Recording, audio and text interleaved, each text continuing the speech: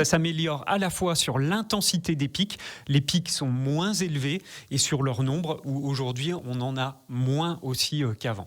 Donc c'est un travail, on va dire, de longue haleine, puisqu'on touche par exemple à la rénovation énergétique des bâtiments, et on touche aussi à la rénovation des moyens de chauffage en lien avec les différents fonds Airbois. Alicia Casteras, bonjour. Bonjour Lucas, bonjour à tous. Ce matin, tu invites Guillaume Brulfer, c'est le référent territorial Atmo Auvergne-Rhône-Alpes. L'organisme chargé de surveiller et analyser notre qualité de l'air. Bonjour Guillaume. Bonjour. On va aborder toute une liste de sujets ensemble, parce que vous avez la responsabilité finalement de plein de sujets différents à travers notre territoire. Mais je vous propose pour commencer qu'on se fasse un petit bilan de la situation de la pollution. On va beaucoup en parler évidemment tout au long de cette interview, de l'été qui vient de se terminer. Qu'est-ce qu'on peut retenir un petit peu de cette période estivale ? Alors l'été se prolonge encore un petit peu, mais on peut quand même faire le bilan. Un bilan plutôt positif en termes de nombre de pics de pollution. Habituellement, l'été, on connaît ces pics de pollution à l'ozone, donc peut-être un petit peu moins dans nos vallées. Mais là, cet été, de manière assez surprenante, on n'a eu qu'un seul épisode, le 19, 20, 21 juin, où les concentrations étaient particulièrement élevées. Sinon, on a eu des concentrations, on va dire, qui étaient quand même assez hautes, mais pas de pic de pollution cet été. Comment est-ce qu'on explique cette amélioration, si on peut le dire, même si on sait que la période estivale, c'est pas la plus sensible en règle générale, on en parlera après, c'est l'hiver qui va arriver. Oui, la période estivale n'est pas la plus sensible en vallée du Mont-Blanc, mais elle est tout de même sensible, particulièrement lorsqu'il y a de la chaleur, où on va favoriser la formation de ce polluant secondaire qu'est l'ozone. Donc là, on va dire, dans une trajectoire plutôt d'amélioration sur les pics. Par contre, on a encore du mal à gérer cette pollution de fond à l'ozone, et donc il y a encore des actions à soutenir. Alors des actions qui sont pour tout le monde, on va dire, tout le monde peut en prendre sa part, qu'on soit dans les transports, qu'on soit chez soi avec ses produits d'entretien, qu'on soit un industriel, tout à chacun a des leviers d'action pour gérer ces problématiques d'ozone. Effectivement, plusieurs domaines d'action, que ce soit pour le chauffage, que ce soit l'automobile, on en reparlera plus en détail un peu plus tard. Guillaume Brulfer, l'une des actualités de cette rentrée, c'était la fermeture du tunnel du Fréjus dans la vallée de la Maurienne. Le trafic routier s'est reporté au tunnel du Mont-Blanc pendant plusieurs semaines. On a vu des heures d'embouteillage. Est-ce qu'il est possible de faire une sorte de bilan un peu de l'impact que ça a eu au pays du Mont-Blanc en termes de pollution ? Donc effectivement, entre le 27 août et le 10 septembre, on a eu un report quasi total du trafic sur le tunnel du Mont-Blanc, et on a pu voir sur les analyseurs des effets. Il ne faut pas le nier, on a eu des augmentations sensibles, particulièrement sur le dioxyde d'azote, un peu moins sur les particules. Mais par contre, on n'est pas au niveau que l'on pouvait observer il y a 10 ou 15 ans. Donc c'est quand même, on va dire, un petit mieux par rapport à ce que ça aurait pu être si on avait connu la même situation par le passé. Alors on reste au pays du Mont-Blanc autour de ce tunnel franco-italien. Il va y avoir une fermeture totale. La date a été reportée justement à cause de ce qui s'est passé du côté de la Savoie. Mais là, ça y est, on y est. Du lundi 16 octobre au lundi 18 décembre, la fermeture totale du trafic dans ce tunnel du Mont-Blanc. On imagine que peut-être ça reste une source d'inquiétude pour vous qui êtes référent territorial Atmo. Est-ce que ça va être en tout cas une période particulièrement surveillée en termes de qualité de l'air ? Alors effectivement, il y a des inquiétudes, on va dire, sur tout le territoire, puisqu'il va y avoir un report de poids lourds et de trafic, particulièrement vers Annecy et Chambéry. Et du coup, effectivement, on a mis en place un dispositif particulier de suivi, donc qu'on réadapte, parce qu'effectivement, ce ne sont pas tout à fait les mêmes périodes de fermeture, mais pour autant, pour la première fois, on va regarder un indicateur sanitaire qui est le potentiel oxydant et qui mime un petit peu les cellules pulmonaires.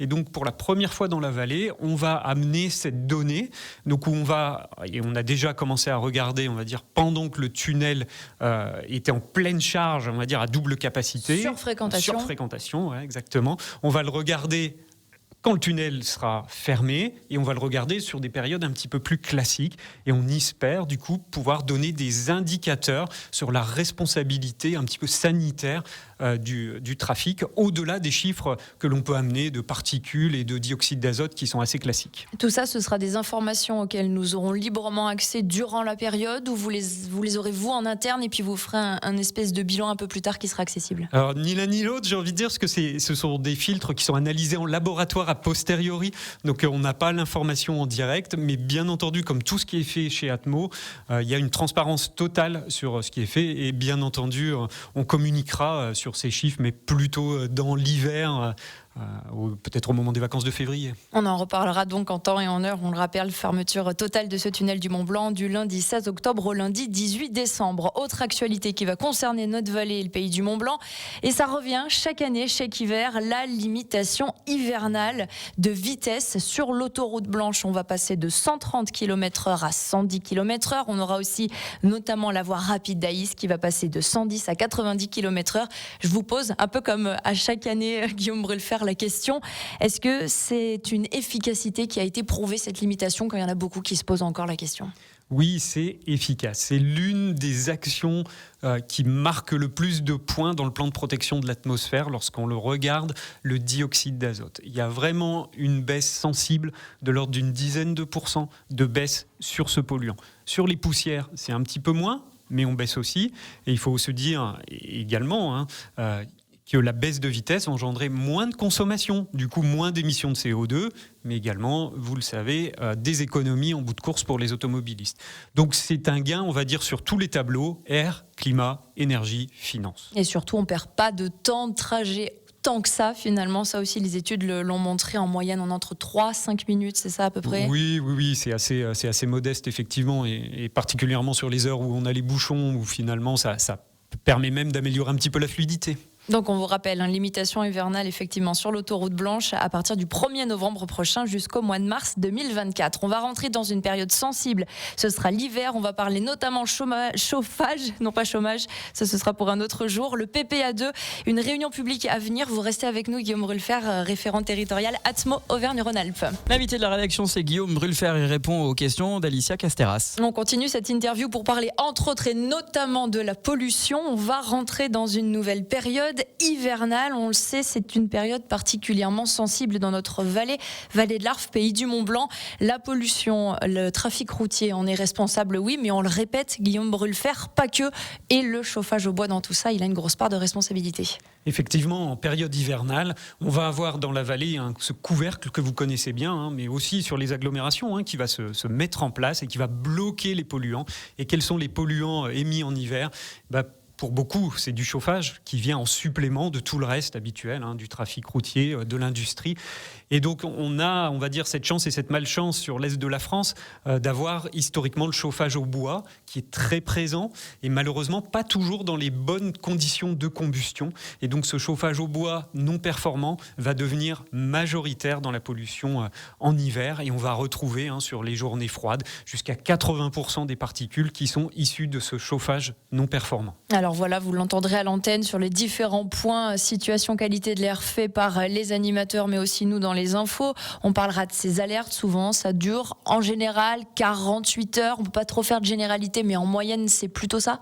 Oui, c'est ça. C'est en attendant qu'il y ait un changement de temps, qu'il y ait des précipitations qui arrivent ou un vent fort, on va avoir effectivement cette accumulation qui va durer quelques jours. On a connu aussi des périodes très longues par le passé. Ça a été jusqu'à un mois où là, effectivement, ça avait un petit peu mis le feu dans la vallée. Mais ça tend à s'améliorer. Mais ça tend quand même à s'améliorer. Ça s'améliore à la fois sur l'intensité des pics. Les pics sont moins élevés et sur leur nombre où aujourd'hui, on en a moins aussi qu'avant. Donc, c'est un travail, on va dire, de longue haleine, puisqu'on touche, par exemple, à la rénovation énergétique des bâtiments et on touche aussi à la rénovation des moyens de chauffage en lien avec les différents fonds air-bois qui sont mis en place dans les vallées et agglomérations. Alors, on rappelle que vous avez effectivement plusieurs dispositifs à votre disposition. Vous n'hésitez pas à vous rapprocher d'Atmo, mais aussi de vos mairies, de vos communautés de communes qui vous proposent différentes options pour renouveler votre système de chauffage. Vous avez des aides financières, vous n'hésitez pas, et des aides qui sont inscrites dans le cadre de ce fameux PPA2, le plan de protection de l'atmosphère version 2. On en est où, Guillaume Brulfer ? Et alors ce deuxième PPA est plutôt en train de se terminer, et donc on attaque la phase d'évaluation. Donc on va regarder action par action ce qui a été bien fait, moins fait, parfois même pas fait, et donc évaluer ça en termes de gains pour la qualité de l'air. Et du coup, après, le préfet prendra une décision sur ce PPA, de l'arrêter, de le poursuivre, de le modifier. Voilà, donc on attend ça pour le début d'année, mais la phase d'évaluation a déjà démarré. Et pour faire le bilan de ce PPA 2, il y aura une réunion publique à Cluses le 27 octobre au Théâtre des Alous. On vous en reparlera d'ici là, réunion publique à laquelle donc les habitants de la vallée seront invités à participer. On parle aussi brièvement de la captothèque. C'est toujours possible d'emprunter, Guillaume Brulfer, un micro-capteur pour analyser la situation de la pollution, la qualité de l'air chez nous dans notre environnement. C'est ça, pour se sensibiliser, vous avez toujours la possibilité d'emprunter gratuitement, c'est important, Oui. ce capteur qui mesure donc les poussières fines, PM2,5, donc gratuitement jusqu'à la fin de l'année. Et l'année prochaine, ça s'élargit à toute la région, donc ce sera peut-être un petit peu plus difficile d'avoir des capteurs. Donc n'hésitez pas dès maintenant sur le site captothèque.fr à réserver votre capteur pour faire des mesures chez vous, dans la rue, au travail, comme vous voulez l'utiliser. Pour ceux qui sont un petit peu fâchés avec la science et la technologie, on vous rassure, c'est très simple d'utilisation, il n'y a rien de particulier finalement à faire. Non, c'est très léger, ça se connecte sur votre smartphone, c'est gros comme un smartphone, on va dire, et très très simple et très ludique même avec vos enfants pour les sensibiliser. On peut le garder combien de temps, ce capteur, en moyenne, chez soi ? C'est 15 jours, vous pouvez pendant 15 jours l'expérimenter, et il y a aussi des réunions, on va dire, en visio ou en présentiel, où on vous explique comment ça marche, quels sont les résultats que vous avez obtenus, pour pas vous laisser tout seul si vous rencontrez des scores élevés. Eh bien, on vous remercie, Guillaume Brulfer, référent territorial Atmo Auvergne-Rhône-Alpes, d'être venu en studio chez nous pour nous parler encore une fois de la qualité de l'air. On vous rappelle donc qu'il y aura une nouvelle fermeture du tunnel du Mont-Blanc, il y aura une limitation hivernale de la vitesse, on en reparlera bien évidemment à plusieurs reprises dans les infos. Au revoir.